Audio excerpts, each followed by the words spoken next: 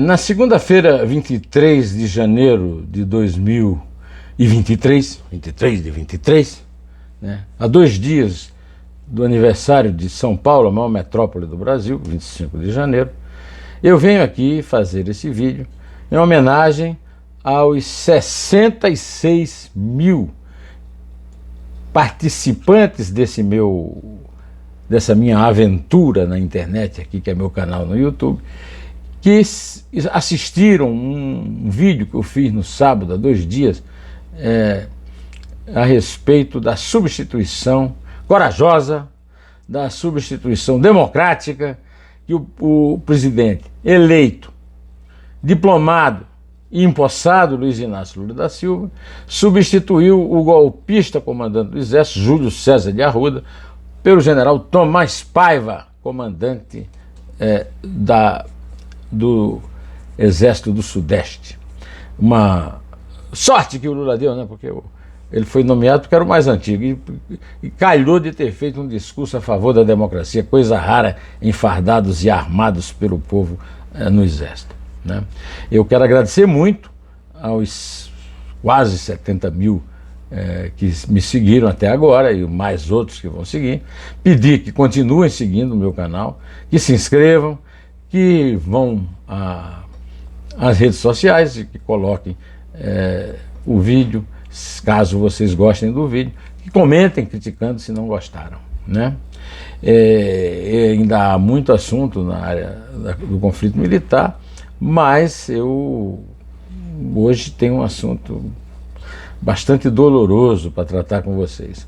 Eu acabo de ver aqui na internet fotos trágicas do massacre do Estado brasileiro no território indígena Yanomami, entre Roraima e o estado do Amazonas. São fotos de crianças mortas ou doentes sendo atendidas. Em uma situação cadavérica, você vê os esqueletos das crianças e os adultos também. Segundo o noticiário, 570 crianças Yanomami morreram em Roraima nos últimos 4 anos. Ou seja, nos anos em que o Jair Messias Bolsonaro desgovernou o Brasil com a ajuda de gentalha do tipo desse Ricardo Salles, que, se lembra você, naquela reunião no gabinete de governo, disse: vamos aproveitar a mortandade da Covid para fazer passar a boiada. Nessa passagem de boiada estão os garimpeiros de Roraima, os garimpeiros ilícitos, ilegais, assassinos de Roraima. Porque é o mercúrio que eles põem no rio para tirar as pedras preciosas que matam as crianças, que matam os adultos Yanomamis. É uma coisa dolorosa saber que o Estado brasileiro, através de Bolsonaro, de Ricardo Salles e da senhora Damares Alves, ministra da Mulher e dos Direitos Humanos, que não sabe o que é ser mulher, que não sabe o que são direitos humanos, participou dessa mortandade. E é genocídio, sim! Genocídio! Não me venham aí os juristas de ocasião, realmente, liberdade. Não é liberdade de expressão. Eu já fui, eu sou jornalista há 52 anos e sou praticante da liberdade de expressão. Eu sei o que é isso. Não é isso aí que essa turma está dizendo. Defender gente que quebrou os sedes dos 3 poderes para defender a permanência no poder de um cara que perdeu a eleição, perdeu a reeleição, perdeu, mané, perdeu. E não tinha que assumir coisa nenhuma. Quem tinha que assumir era quem ganhou. Não importa se gosta dele, se não gosta, se é fã dele, se não é. Não, o Lula ganhou a eleição com 2 milhões de votos, que é uma margem pequena diante da universalidade da votação brasileira, mas são 2 milhões de votos, não são 2 votinhos e meio não, tá? Pois bem, eu travei conhecimento do drama Yanomami nos começos dos anos 70, quando eu conheci a excepcional fotógrafa americana Cláudia Andujar. Cláudia Andujar tinha feito fotografias de um povo que até então não era conhecido, era o povo Yanomami. E conviveu com esse povo, falou dele, eu publiquei muitas reportagens. Se passaram 22 anos depois dessa passagem dela lá pelo território Yanomami para ele ser reconhecido em 1992. No reconhecimento, ele englobou uma área de 9.600.000 hectares, equivalente a de Portugal, e nela vivem hoje 30.400 indígenas, sobreviventes dessas invasões, porque essas invasões de garimpeiros ilícitos, ilegais e bandidos, não são de hoje, não são de ontem, não são do governo anterior, vêm de longe. Agora, foram muito agravadas no governo anterior, e as imagens que estão aparecendo na internet, nos jornais, nas emissoras de TV, não deixa ninguém duvidar disso. Agora, um amigo meu um dia disse, olha, é bom você ter cuidado quando falar nisso, porque um amigo meu disse que ainda não viu nenhuma evidência desse massacre. Bom, ou o cara é completamente ignorante, não acompanha nada, ou é cego, porque as fotos estão aí, circulando, né? Essas etnias Yanomami, de recente contato, né, e Ecuana, de 5 troncos linguísticos, elas estão sendo vitimadas pelo crime do emporcalhamento assassino do mercúrio dos garimpeiros ilícitos nos rios da bacia amazônica. Eu espero que todos os assassinos, todos, inclusive os funcionários do Estado, responsáveis, por exemplo, Dr. Rodrigo Maia, o democrata brasileiro. Chega uma índia, denuncia isso e ele faz ouvidos de mercador como presidente da Câmara. Dr. Rodrigo Maia, onde é que você aprendeu democracia? Com o Dr. César Maia, seu pai, que foi prefeito do Rio? Hein? Com quem o senhor aprendeu, Dr. Rodrigo? Olha, eu acho que é bom ouvir o Dr. Rodrigo falar sobre isso. Por que ele não ouviu aquela ativista indígena que aos berros aparece nos vídeos contando para ele uma tragédia e ele faz de conta que não houve nada? Não houve nada, seu Rodrigo. Que vergonha! Bom, eu espero que isso seja punido com rigor. É genocídio, sim.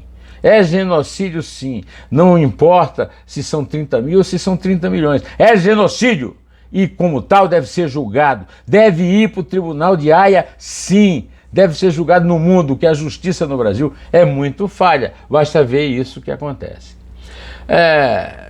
Há exceções, né? Por exemplo, o Alexandre de Moraes, presidente do Tribunal Superior Eleitoral e membro do Supremo Tribunal Federal, abriu 6 inquéritos a respeito dos financiadores e dos praticantes que se dizem manifestantes, mas são terroristas, vândalos, black blocs, que quebraram as 3 sedes dos poderes da República Democrática do Brasil, com a negligência da Polícia Militar do Distrito Federal e do Comando do Exército, inclusive sob o bastão desse general Júlio César de Arruda, que foi nomeado na transição, mas que age como se fosse um agente do golpe. Agiu, o Lula já o tirou do caminho e fez muito bem.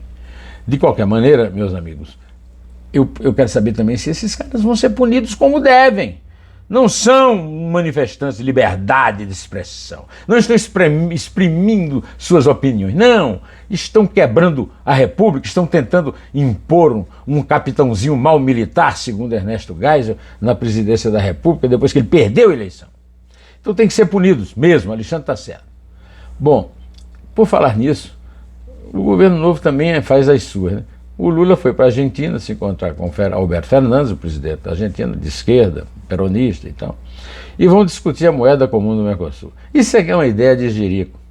A América Latina não tem nenhum Olha, a América Latina é o seguinte, ela ficou independente de Portugal, metade dela que é o Brasil, e da Espanha, através de ações do Simão Bolívar. Mas tem países completamente diferentes, em renda, em cultura, em tudo. É muito diferente do euro. Eu conheci a Europa, não havia euro. mas já começava a haver a ideia do mercado comum europeu.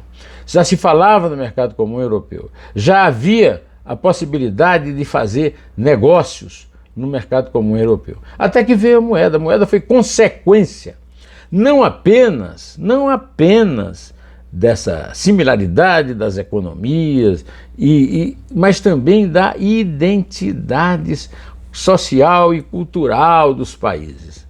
Eu sou um velho leitor do britânico Orlando Figes.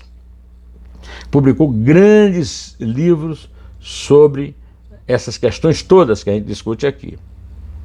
Mas perdi a leitura desse. A Isabel está lendo antes de mim e está apaixonada.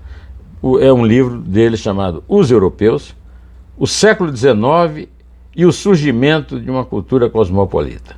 Ou seja, a cultura cosmopolita, segundo mostra o genial Orlando Figes, é uma realidade há 2 séculos, 200 anos na Europa.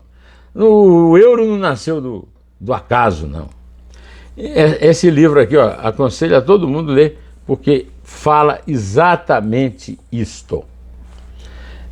Então, meus amigos, vamos deixar essas ideias de jerico e vamos tratar de tirar o Brasil do miserê, né? Ô, Fernando Haddad, vê se faz alguma coisa que preste depois da sua péssima administração de São Paulo, hein? Vamos lá. Bom, vamos falar de coisas boas? Eu, pelo menos, para mim foi ótimo, hein? O meu amigo Dionísio da Silva, doutor em letras, catarinense, ex-seminarista como eu, escreveu no Facebook um texto maravilhoso, comentando um livro que eu tinha mandado para ele, que foi lançado agora. É o meu livro de poemas Antes de Atravessar, publicado pela Ibis Libris, da Tereza Cristina Mota da Veiga, com prefácio do Alexei Bueno, apresentação do Astia Basílio e um texto de orelha do poeta e acadêmico, secretário da Academia, Antônio Carlos Sequim. Ele começa assim, ó. Se, quando estudei João Cabral, disse que a sua obra se traduzia numa poesia do mínimo, agora com José Neumann de Pinto deparamos-nos com uma poesia do mais. Não é nada mal, tá certo? Posso me orgulhar disso, não posso não? Eu sei quem é professor, doutor em letras, é membro da academia, é secretário-geral da academia, e muito me honra estar no meu livro, como muito me honra o texto que o Dionísio escreveu, que é bacana, hein? Segundo o Dionísio, eu sou mais conhecido por atividades de jornalista corajoso e lúcido em análise de opiniões, mas meus livros, Antes de Atravessar, né, que é o que eu lhe mostrei, e O Silêncio do Delator, são pontos altos da poesia e do romance brasileiros. Interrompendo aqui o Dionísio, que vai me perdoar por isso, o Silêncio do Delator foi o primeiro romance, o primeiro livro de ficção a ganhar o prêmio José Hermílio de Moraes na Academia Brasileira de Letras em 2005, e ele foi publicado em 2004 como melhor livro de 2004, modéstia inclusa, tá bom? Pois é. A respeito dos poemas, disse o Dionísio, de alguns poemas gostei mais, como de Magnificat, quando aí ele cita: os anjos tocam em sua fanfarra um ritmo de axé. Nos achados deste outro marco, continua Dionísio, et homo, eis de novo José Neumann de Pinto. E aqui estamos, eu e Deus, só nós dois, no sertão da existência. E levo, diz Dionísio, para concluir essa leitura, Boa Mensagem de Fundação do Pai, um poema prosa que eu escrevi sobre o meu pai, que eu perdi precocemente, quando ele tinha menos de 60 anos. Somos todos primogênitos, não nos vendemos por um prato de lentilhas. Os acompanhamentos de Antônio Carlos Sequim, Alexei Bueno e Astia Basílio ornam este livro magistral, tão bem editado por Tereza da Mota. Pairando sobre todos os textos aqui reunidos, conclui o nosso amigo Dionísio da Silva,